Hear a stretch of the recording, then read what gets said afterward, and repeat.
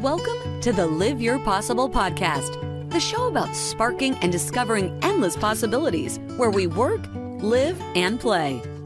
A safe place where we can help you peel back the cover to what may be blocking you from being your most authentic and happiest self.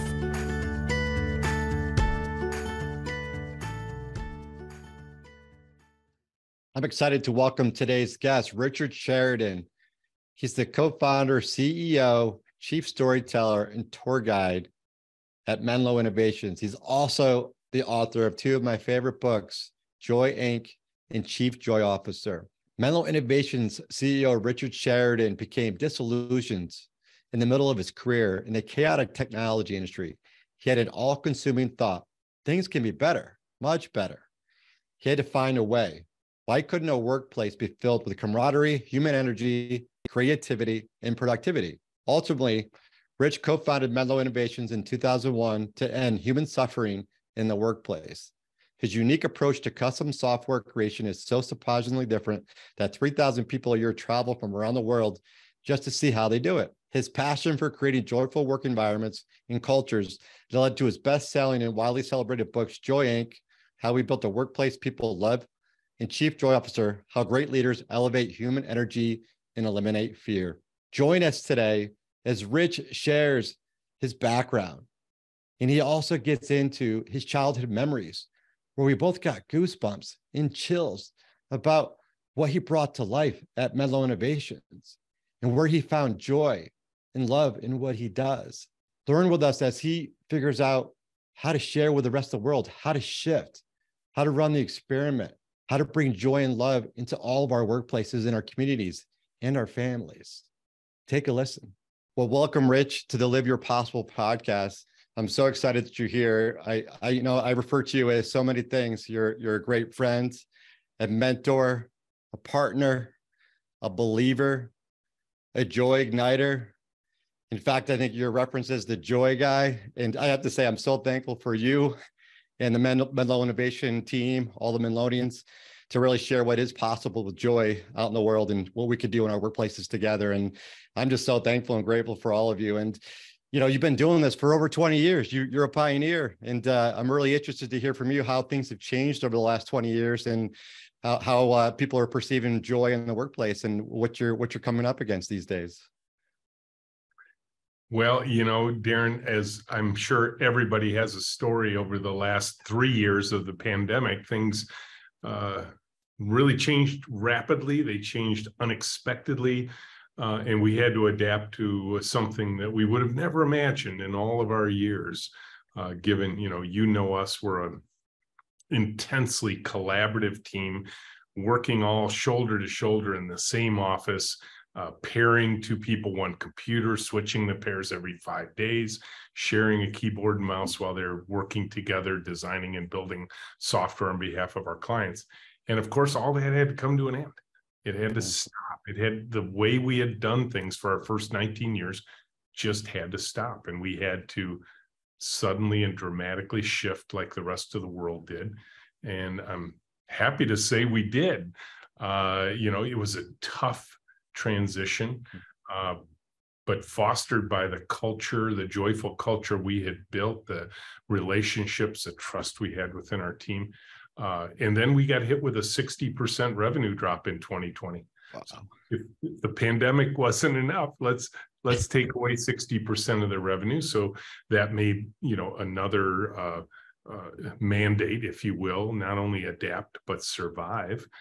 And I'm happy to report we're back. We're largely back in the office. We're about 80% of the team is back in every day. And we had our best year ever in 2022. So we climbed the mountain back up again. So there's a need for joy in the world. That sounds pretty good. Welcome back. We need you all. So, you're out there talking at various conferences and events around the world. You're a storyteller. I've heard some people call you the voice of hope. What's resonating out there, Rich? What's resonating with people as far as people turning their head a little differently, as far as joy or leadership? What are you noticing? I think there have been a number of issues in corporate environments for a long time. Employee disengagement has been stuck at 60 or 70% for decades and that sort of thing. But of course, in the last 3 years, there's been this great test of corporate cultures, and many of them have failed. They failed the test because their people started leaving, or people started feeling a little more empowered about what kind of workplace should I look for. And so I think this idea of creating an intentionally joyful culture, maybe 3 or 4 years ago, felt like, oh, that would be so nice. Now it's imperative. Yeah, that's incredible. That it is imperative, especially coming through the pandemic, and how we're, I think, caring for each other a little bit more. I think humanity is actually back on the rise, albeit I think there's a lot of opportunity. And hearing you talk about that, Rich, is I remember when we met, I think it was something like 2017 at Mass Mutual. You were presenting in front of several hundred people, and I was standing in the back of the room, kind of sitting there like, is everybody hearing this? Like, we could talk about joy here. Just sitting here saying nothing bad, of course, yet about the culture, except for we could do a lot better, and we could actually do more things with joy. And I remember you came back to the room and I said, Mr. Sheridan, I think I believe in what you're saying. I'd love to chat with you. And you've been so wonderful. You've been there with me this whole time since 2017. You've paid it forward. You've honored, our friendship, your mentorship. And I'd love to know a little bit, where did joy come, to you? Like, when did it happen? Like, did you fall in love with it? Was it always in you? It's funny how I get that question now when I give talks and people ask. And I think when I first started answering, I started talking about the technological part of joy for me when I touched a computer for the first time back in 1971. I was just a kid in high school then, and I fell in love with the idea of creating software. And I thought that's where the joy started for me. But when I dug deeper, I realized, no, that wasn't it. That isn't where it truly began. I could identify a very clear moment, a story in my life when I was younger, when I was 10. My mom and dad had bought a new shelving unit, and new furniture wasn't a common thing in our house. It was out in the garage in a box, kind of like an IKEA thing would send today. They went out to dinner and a movie. I was left on my own. And for whatever reason, my brain went to, I'm going to go build that shelving unit for them. So I went out into the garage. I put this thing together. It was like 8 feet wide and 6 feet tall. My 10-year-old, kid was, working with 50 pieces of wood and 200 little nuts, bolts, and screws. And it wasn't near as easy as IKEA is today. And then it dawned on me. It's like, oh, dang. Mom and Dad wanted it in the living room, and I built it in the garage. So I literally inched that thing out the front of the garage, down the sidewalk, through the family room, the utility room, the kitchen, put it right in the living room where Mom and Dad wanted it, set up Dad's books, Mom's knickknacks, had the stereo playing Mom's favorite album. And when they came in and saw it, my mom cried. In that moment, I think back now, that is the very definition of joy, when the work of our hearts, our hands, and our minds is done for the delight of others. And we ask at Menlo here 2 key questions about our purpose-driven culture. Who do we serve, and what would delight look like for them? And that, for me, is just the very definition of who we are as people, how we are built as human beings, and what our purpose on this planet is to delight others with our gifts and our talents. That's beautiful, Rich. Tying it back to when you were 10, sometimes some of our brightest moments, I have goosebumps. And in fact, I think I recall reading a story in Chief Joy Officer, and I think I cried. Admittedly, it was beautiful and it's touching. And I hope you resonate with that warmth too, because it's definitely shining through in everything you do. And you're an example of what servant leadership is all about. Well, thank you for that. And I have a theory about people who write books. I've done it twice now. And I believe that if you cry while you're writing a passage, your readers will cry when they read it. And I cried when I wrote that part because it was so powerful a memory for me. My parents have since passed, and they were just a wonderful influence in my life. Yeah, it shows through now. So, you're carrying on the legacy. It gives me chills. It's beautiful. How do you keep that lit? And I'm so thankful and grateful for the foreword you wrote for my book. And you talk about the life flame. So how do you keep that lit within you? So number one, I tell people you have to guard it, protect it. That life flame can go out, and it can stay out sometimes forever. And so there is a flame burning brightly inside of all of us, and it can be snuffed out. So be careful. Yeah. So what I talk about when people ask me about this is, number one, decide, it is a choice you make, who you hang out with, what conversations you allow yourself to get pulled in with. And number two, where are you getting fed? Where's your information coming from? And I'll just give you an example in my life. I stopped watching the evening news, and in particular the local evening news, but even the national news, probably about 30 to 35 years ago. Now, I don't have my head buried in the sand. I still have news feeds. I keep up with everything. I usually score 11 out of 11 on the New York Times, current events test they give every week. I'm keeping up with things, but I'm not allowing the world to wear me down with what I called back then the murder, fire, and auto accident report that followed by sports and weather. You just be careful. Be careful, because what goes in can often be what comes back out again. And so I try and surround myself with people like you, positive people. I try and stay in touch with them. I try and read books that fill my head with bright, hopeful ideas about the future, but not be confused. I mean, it's not optimism born out of anything but hope, desire, and practical realities. Yeah, it's so true about what we focus on. I think we can get more of, we can manifest, we can create, and certainly having more of a positive outlook or optimistic outlook, it gives it a better chance. And I'm guilty too. I stopped watching the news quite a long time ago. And in fact, I even asked to be on the local news to try to lift up some positivity around thinking about joyfulness and happiness and possibilities. And they didn't have time for me, I suppose. I don't know. They were probably looking at you like, what planet do you live on? Exactly. Do bad things happen? Of course they do.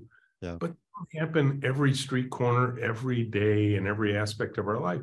And part of it is just, what's our spirit when we look at things? You can look outside here. We had this beautiful snowstorm yesterday. We got like a foot of snow here. It created mayhem. There were, fender bender accidents. And of course, we got to shovel the driveway and the sidewalks and all that kind of stuff. Or you can just admire the beauty of it all, because it a little bit.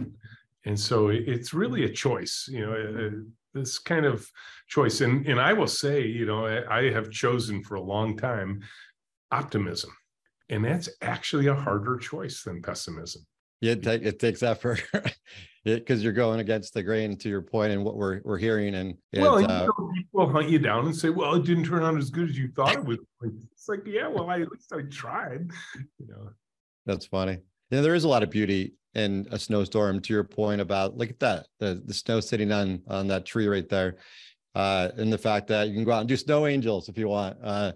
Or you can go out and just think about what that's doing to our society. It's feeding us with water, right? So it could give us growth and nurture ourselves and nature and everything else. And I noticed you're in your new space. So congratulations on that. And I've been to Menlo several times, so I can't wait to get back out there. And I'd love to talk about the Menlo way and about some of the experiences people are getting on some of the tours pre-pandemic, even virtually. But before we do, Rich, I was wondering if you could explain a little bit about the name Menlo Innovations, where it came from, because I remember a story that I think gave me goosebumps once. When you're going to name a company, you have to think like, what would be meaningful? And way back when, before Menlo existed, I was a VP of R&D at Interface Systems, and had created inside of that tired old public company almost a prototype for what Menlo would become. And I did it with my now co-founder, James Goebel. He was a consultant to me then. But what we had created, Darren, inside that tired old public company is something that looks a lot like Menlo does today. And when people would come and visit, and they were taking tours even back then, IBM, Bell and Howell, Microsoft, Pfizer, CompuWare, they were all coming to see us. They wanted to see this crazy new environment we back then called the Java Factory. And people had asked me where I got this idea for this. And I said, oh, well, this is very much the way Edison used to work in his Menlo Park, New Jersey lab. Yeah. Now, I wasn't a student at Edison. I wasn't a historical student of the times and what he did. But as a kid, I would go visit this Dearborn, Michigan rebuilding of the Menlo Park, New Jersey lab of Thomas Edison, because his friend Henry Ford decided when Edison had moved out of Menlo Park into West Orange for the next bigger version of his invention factory, as he called it, the old building was falling into disrepair. And Henry Ford told his friend Thomas Edison, I'm going to move that building to Dearborn, Michigan and build a historical park around it. Now, fun side story, Edison wagged his finger because he was much older than Henry Ford. He said, over my dead body, that building is to remain on New Jersey soil. Well, Henry Ford kept his promise. He said, yep, I'll keep it on New Jersey soil. So he sent rail cars, dug up the dirt under the building, took it to Dearborn, Michigan, dug a hole, put the New Jersey soil in and built the building on top of the soil. And so, be careful what you ask for when you have a go. But so I grew up in Southeast Michigan. And I'll tell you, every kid in Southeast Michigan would go visit this place called Greenfield Village, where the centerpiece of this village is the recreation of Thomas Edison's Menlo Park, New Jersey lab. And I will tell you, I'm getting them right now. I got goosebumps every time I went into that facility. I don't even know why. It just, everything about it, the openness, the obvious world-changing inventions that occurred there, the stories of the camaraderie and the human energy in that space as they were working to invent things, the variety of projects they're working on, it all made my heart sing as just a kid. And so then here zoom forward, and I'm telling these stories about how the way we worked at Interface Systems was like Edison, and people thought, oh, that's kind of cute, that's kind of clever, didn't know that, but didn't ask a lot of questions. Well, then zoom ahead, now we're forming a new company that's going to be based on all these principles, and I thought, maybe we honor that Edison connection. So I decided to read a bunch of books on Edison, and I was blown away. I felt like I was reading my story inside of that story. And I have gotten to know the world's foremost experts on Thomas Edison, people like John Bowditch, who ended up at the Smithsonian, Paul Israel, who runs the Edison Papers Project at Rutgers, and Bill Pretzer. Bill Pretzer is the one who went to the Smithsonian. John Bowditch was actually local here to the Ann Arbor Hands-On Museum. And these guys, I actually had them in the room once together, and they were bringing Edison to life right in front of me. It was so cool. But they have confirmed that what we have created here captures the spirit of that Menlo Park, New Jersey lab of Thomas Edison.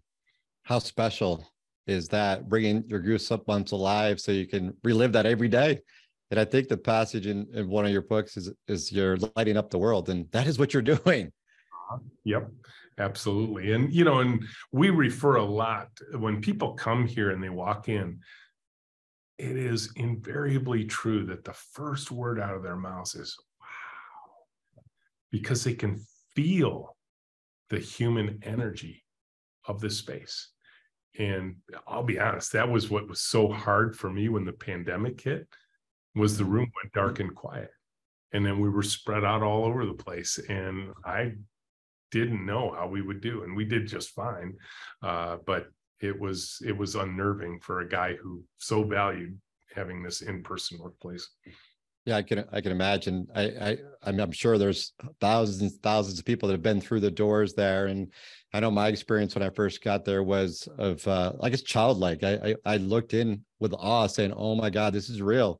there's actually joy and execution going on at once. There's actually real things. It's not just joy. It's not this word. It's actually a live business, actually living out the dreams and aspirations that the whole team is committing to together, right? So I'd love to hear a little bit around the Menlo way and the experience people get when they come to the office, and hopefully you guys will be opening the doors more openly than just virtual down the road. But I'm not sure where you are with that these days either. Yeah, we had 2 classes this week alone, and so yeah, people are coming back. We're open for business for visitors to come. So you're welcome anytime, as are your guests. And typically, in pre-pandemic years, we were hosting between 3,000 and 4,000 people a year.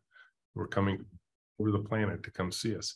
And nice thing is we offer virtual tours as well now, which we had never done before. We learned how to do that during the pandemic, but I don't think there's anything quite like being in the room, being in the space, and interacting with the team.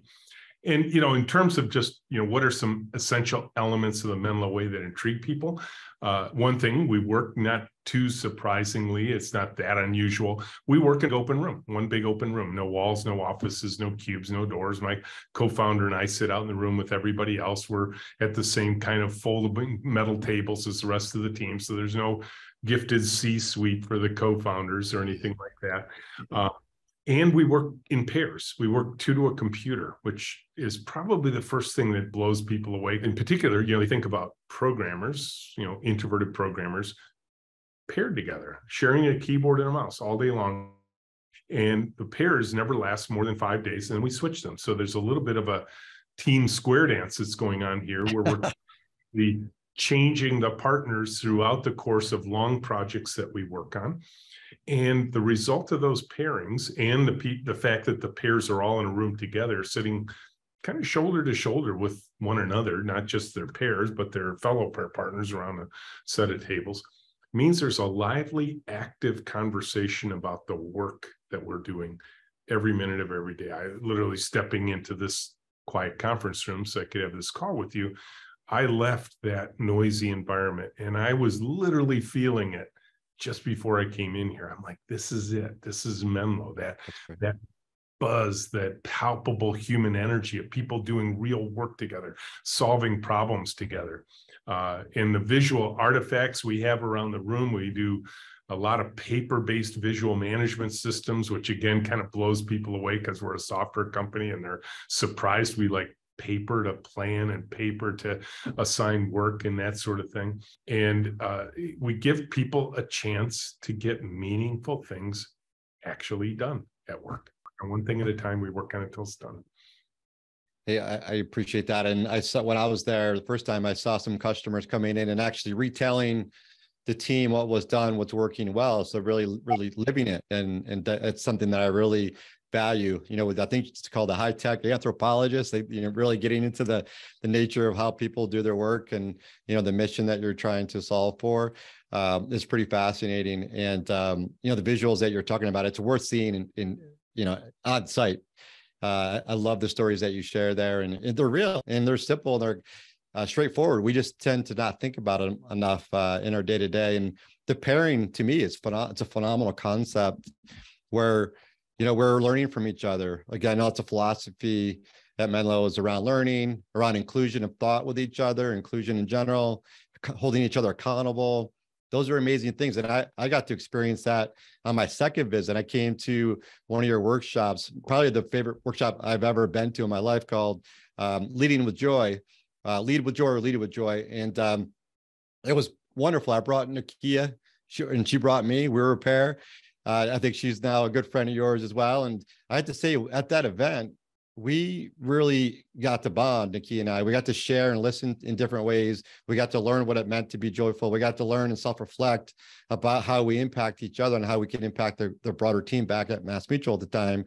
And I had to say, one of the things that was phenomenal from that event, you helped me figure out me as a person and as a leader. And I remember crying at that event. I don't mean to scare people away. It's getting in touch with who we are, right, as people. And we went through the highest goal exercise, and we got to the word possible. And I connected with myself as I was a young child, where I was always behind. And I broke through and I became possible. And I kind of committed at that point that I was going to help not only live my possible, but I was going to help others live theirs. And that was a big moment for me to shift how I was thinking in the world. So I have to, again, thank you, because you really put that in front of me to realize what is possible for me. And, you know, the pairing concept really allowed me to test that with Nakia, and she challenged me and made it better. So I just have to say thank you again, because I feel like that's, you know, I think that was based on your book, Chief Joy Officer. And it related to that, like, what is a chief joy officer? Like, what are joyful leaders? Like, how would you describe that? I know there's elements of your book that goes through that. Yeah. How would you describe that? And how would you want the listeners to think about what that means for them potentially? Yeah. And, you know, while the title suggests, you know, like many C-level positions, that you should have one, right? You know, oh, a CJO, you know, that's another member of the C-suite. I actually fundamentally believe that joyful leadership can occur in any person at any level. And one of the chapters in the book talks about valuing leadership over hierarchical authority. Not that bosses are bad and leaders are good, because you and I both have examples in our lives of good versions and bad versions of both of them, but that leadership doesn't need a title. Leadership doesn't need a promotion. Leadership doesn't need a corner office or a place on a hierarchical org chart. You can lead from anywhere. And that's really what we were trying to spark in that class. And we wanted to spark the relationships that you talk about. And it's fun to hear you describe the two things that we were really intentional about in the class. One is a building of relationships between people in the class, particularly those that came together like you and Nakia did. And then a joyful journey of self-discovery, because, you know, for me, even digging down into that really authentic place in my heart from that 10-year-old story of delighting my mom and getting her to cry, tears of joy because of something I had done for her. We all have those experiences hiding somewhere inside of us. But the trouble is we bury them away. We would call them unimportant. They don't have a place in our work lives. We shouldn't bring our authentic selves to work. There might be another place for those, you know, in our faith lives, in our families, you know, in our communities or our schools or something, but really at work. And yes, that's what people are looking for in their work lives. That's in many ways the missing piece in work lives, is leave their true self at home and they bring a hollowed out version of themselves. And, you know, and I would say a joyful leader is one who can be humble, accept that others, like you did with Nakia, accept that she could refine some idea you had, maybe even challenge you on it, maybe even hold you accountable for it. And that we have to be open to those possibilities. And joyful leaders are optimistic. You know, they choose, what version of life am I going to look at? I'm going to spend all my time, you know, cascading down the fearful, scary route of all the things that could possibly go wrong. Or are we going to take a look at the optimistic side and contemplate what are the things that could go well, and particularly if I commit myself to helping them go well. I think joyful leaders are storytellers. Storytelling is what connects heart to mind, body to spirit, concept to reality. As Peter Drucker once famously stated, culture eats strategy for breakfast. I think storytelling sets the table for that meal. You know, you can, you know, and I will tell you, one of the things we learned in the Lead with Joy class that you took was, man, we darn well better have boxes of Kleenex. And, we might not, I think you were there for the very first one and we blew it, you know, and we have all these people, you know, tears are coming and noses are you know, getting full and everything. We're like, we got to go get some Kleenex and bring them in the room. And it's because I think so many of us have kept such an important part of ourselves guarded and hidden away for so long. We're afraid to break it out. That level of vulnerability that's required to bring that part of our spirit out, that's hard. Yeah, it takes courage and even acceptance of what does come out, you know, with the mindset that we're going to grow from it, learn from it. And, you what I recognize, because I've had a few tears since, my awakening, and you've been a full part of that many times. And I think that recognition that I could show that emotion out allows me to actually see all parts of emotion differently. So I actually can accept joy and bring joy out too. Because if I'm trying to hide it all, usually all of it, like you said, hollow it out is a good way to describe it. I was coming in robotic. I was coming in a bit uptight at work. I was coming in not my best self. And I know some people would say, hey, you don't want my full self. And it's like, well, let's check in on that a little bit too. Yeah, it's so important because, like a chief joy officer and like all the components that you said, there's like the words joy and love are in both of your books. And you talk about loving as another aspect too. And just loving, we could love each other at work, and lead with love because it's with heart and genuine care for one another. And I think that's what I hear when I hear your story with your mom and your dad, and you building as an engineer would, like you're doing today, to show people what is possible. It's fascinating, and it takes courage, to your point. And we all do have examples, either ourselves or other leaders, that we learn from in good and bad ways. And you struck a nerve, I guess, when you mentioned it to me, because I had a boss that would say to me, hey, you got to be real tough with people, and you got to make people uncomfortable. You got to show them who the boss is. And I was like, I want to use the honey approach, not the stinger. Yeah. Well, and it's one of the things I talk about in the book is joyful leaders learn how to pump fear out of the room, not into the room. And I don't mean all fear is bad, because there are some things we should be afraid of, right? But what we don't need to do is try and motivate people by creating artificial fear, right? Your boss telling you got to be tough on people, you got to make them feel bad, and that's how you're going to get them. Really? Like, I think that's all that's going to do is shut down the most interesting part of our brains with adrenaline and cortisol. It's going to turn off our creative mind, our inventive mind, our innovative mind. And every company on the planet needs it. Every ounce of creativity, imagination, innovation, as we can get. Absolutely. I mean, imagination and wonder is really what opens up our minds to discovery, innovation, appreciating, loving, just even looking at your tree again with the nice snow on it. All those things, it comes back to that. And we do shut ourselves down, right? If we're focusing on, hey, I got to have the control and I'm going to run around and point the finger at people, it's going to keep people in a different place. Like you said, they're going to work with a level of fear, and fear does not allow you to open your mind and be curious and to wonder all the beautiful things that you're saying. And honestly, it's not good for the person who's delivering that. Right. I agree. That's something I have had to, I'll be honest, 6 years ago, I probably was leading with fear. And then I, started to see things differently. And I started to welcome differences. And I started to accept that, wait a minute, there's a better path. And then you showed up in my life, and then things changed. And then I kept getting better and continuously improving. And, that's the thing is my third visit, I came back because there was the Positive Business Conference Consortium that you introduced me to with Bob Quinn and Jane Dutton and the crew over at Ross Business School, University of Michigan there. And what an amazing place. You talk about goosebumps walking into Menlo and Menlo Park as your example there. I felt the same way going to this conference. Like, I felt like, whoa, there's a different light here. I feel like I belong.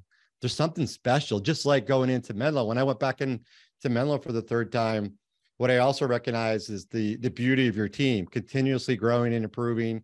You invited me in, Rich, to have one of my first speaking engagements, was to be part of the Lunch and Learn, and for your team to give me feedback, because that's what you do, right? Your team, you don't have bosses, yet you provide feedback to each other to get better based on presentations, based on skills, based on effort, et cetera. And you did that for me. And I'm thankful. It was amazing. I learned a ton of great feedback. And essentially what we did is we ran the experiment. And that's one of my favorite things about you and Menlo, is running the experiment. And I'd love for you to share with the listeners, like, what needs to be present for doing that very thing, just run the experiment. Well, Darren, somebody will get an idea from a book they read, from a conference they attend, maybe from this podcast, and they go back to work the next day, and they grab the first person they see who didn't hear what they heard, didn't read what they read, didn't see what they saw, and they say, I got a new idea. And they're typically met, and everybody knows this, with, well, that's against policy. That won't work here. We tried that 10 years ago. It didn't work then. It won't work now. And every one of your listeners knows this. Right then and there, the idea dies on the vine because you're busy. You don't have time to fight this gale force wind that's coming at you. And so what I encourage them to do is I give them a canned response when that happens. I say, look them in the eye and say, I get it, but let's try it before we defeat it. Let's run the experiment. And the phrase itself changes people's brains because they look and go, well, yeah, sure. I mean, if it's just an experiment. So the terminology itself pulls fear out of it, right? Because a lot of people say, well, yeah, okay, it's an experiment. If it doesn't work, that's okay. And I think that's the key element of experimentation mindset is we're going to try stuff and some of it's going to work and some of it isn't. And we're not going to get too wound around the axle if it doesn't work because it was just an experiment and at least we're trying stuff. Yeah, I love it. And I'm living proof of that. And your team does it all the time. And it's one of the things I think you wrote about MassMutual about is people came alive because they were allowed, they were allowed, say that again, to run the experiment. And people came up with creative ideas that improved the customer experience, improved the customer beneficiaries, that improved the livelihood of the actual employees. How about that? The people lit up. I saw it firsthand. I did too. It's a great story. And, you know, in that story of Amy Ferrero's team at MassMutual occurred in as short as a 6-month time period at a 180-year-old $30 billion life insurance company. And I always tell people, look, you can come to Menlo and say, well, you know, it's rich, it's an entrepreneurial venture, it's young, it's in the high-tech space. It's like, no, I'm going to tell you stories of Mike at McDonald's. I'm going to tell you stories of MassMutual. I'm going to tell you stories from places where you're like, I'm not going to let you off the hook because this kind of stuff is not unique to Menlo. It's still rare. And that's why the Positive Business Conference at Ross Business School is so cool. It's this gathering of rare business thinkers, but none of us are unique. We all have something to contribute. We all have different ideas. And when you start gathering those people together, I would say what you get from that is permission to think differently because you're like, oh, I'm not the only crazy one here. Yeah, that's awesome. That's beautiful. And I recall the last time I saw you was March of 2020. We all know that was the start of the pandemic, and you were presenting. We had a 2-day manager offsite. We were actually talking about culture and engagement, which is phenomenal, right? We actually got to that point, and you talked about taking the fear out of the room and coaching with joy. And we got these great postcards.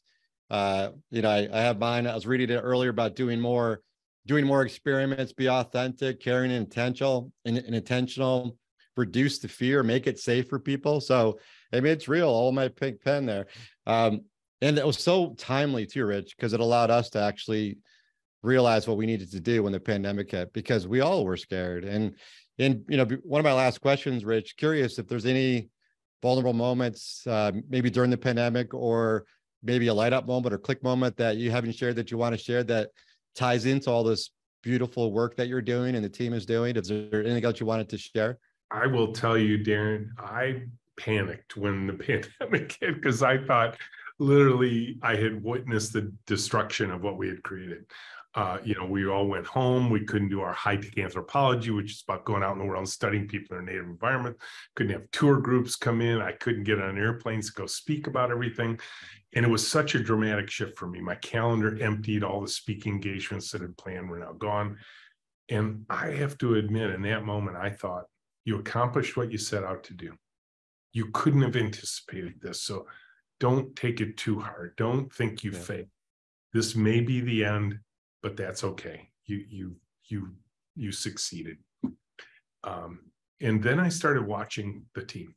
Like, it's all still working. They're still doing it. And then one day, Molly, one of our senior high-tech anthropologists, was putting together an engagement that they were going to do virtually. High-tech anthropology is literally about going out into the world, and they're going to do it via Zoom. And I'm like, oh, there's no way. And Molly leans in and she says, this will be so exciting to figure out how to do this. And I'm like, thank you, Molly. I need to hear that. And I would say the team rescued me. They didn't think they had to, but I just let them lead at that point. And I watched them, and they rebuilt Menlo in this virtual way, and it was beautiful. And I thought, wow.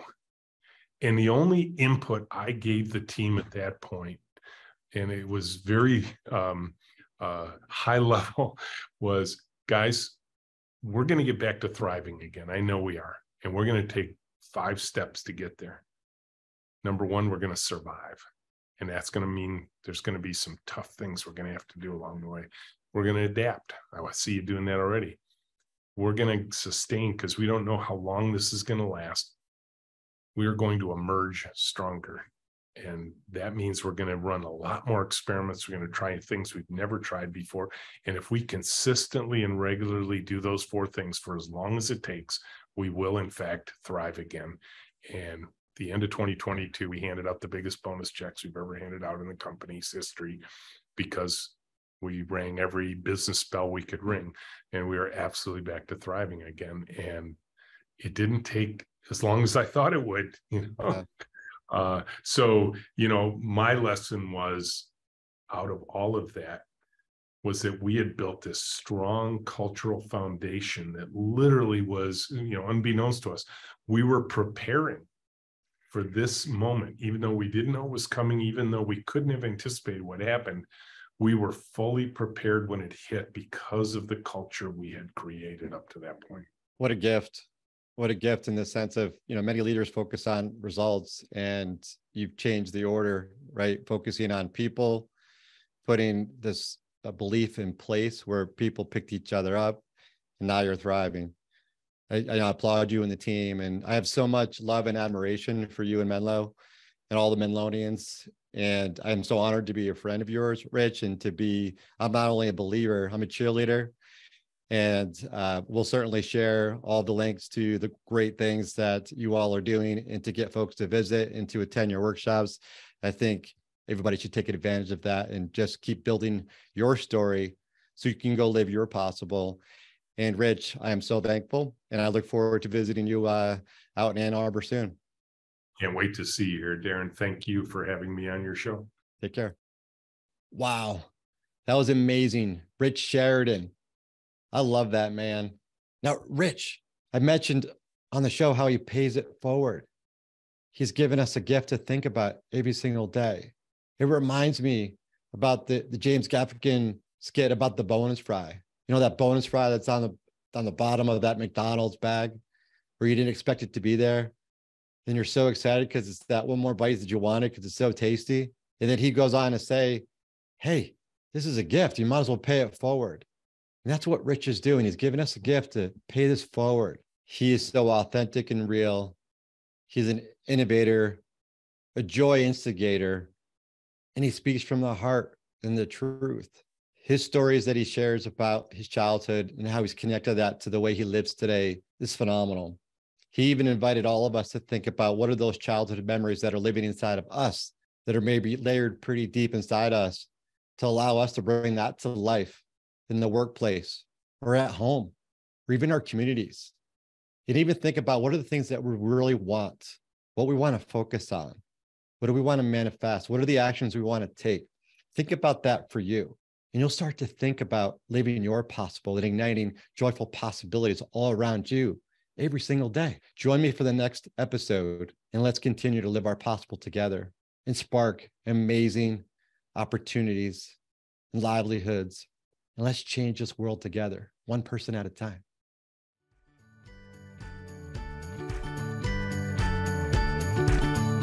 That's all for today's episode. If you liked the show, please don't forget to like, share, and subscribe so you don't miss the next one. Live Your Possible dares to unlock your fullest potential and become an avenue for others to do the same. Join the community by visiting ignitehappy.com. It's time to discover endless possibilities with equal opportunity for all. See you again next week for more insights on how you can live your possible.